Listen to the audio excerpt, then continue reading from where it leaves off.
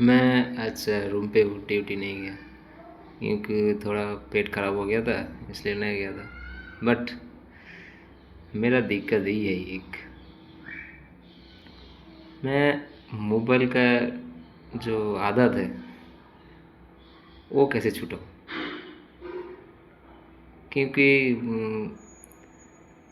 मैं जब बैठा रहता हूँ मोबाइल देखता हूँ, जब कुछ काम कर रहा हूँ थोड़ा फ्री है 10 मिनट 5 सेकंड 10 सेकंड पॉकेट से मोबाइल निकाल के मोबाइल देखता हूँ।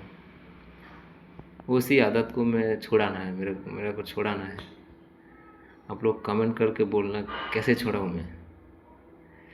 क्योंकि देखो अभी रूम पे हूँ ना, वो पूरा दिन मोबाइल देख के गया। मैं चाहता हूँ मोबाइल ना देख के, मोबाइल छोड़ के मैं रह पाता हूँ, ऐसा कुछ।